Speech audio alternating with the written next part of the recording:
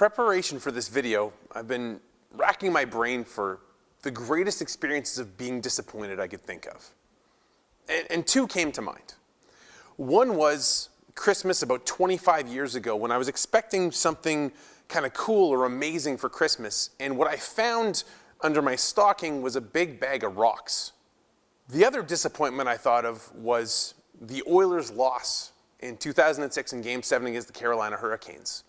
Having been on an incredible ride through the playoffs that year, to see them lose in Game 7 and then what ensued in the years that followed was kind of a crushing blow for me as a hockey fan. Now, in both cases, there was kind of a bounce-back experience. In the case of my bag of rocks, well, my parents had bought me an aquarium they hid behind the Christmas tree.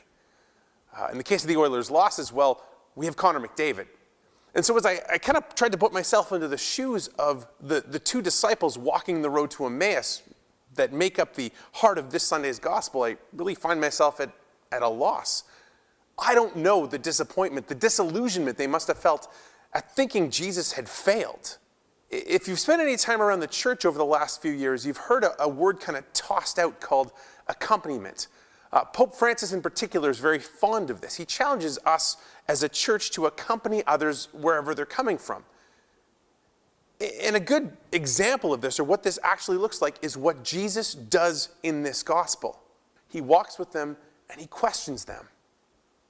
What's going on in your life? What's going on in your heart? And then essentially he takes them to Mass. If you're paying attention here, you'll notice he spends a good chunk of the time that they're together looking at the scriptures, much like we do in the first half of the Mass. And then he reveals himself to them in the breaking of the bread, which is what we do in the second half of the Mass.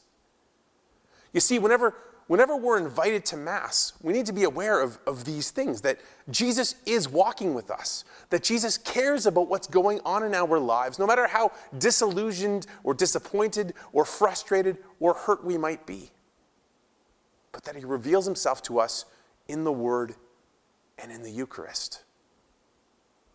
It's a beautiful gift he's given us. To do this not only for those two disciples so many years ago, but to do it for us in the here and in the now. Because he loves us.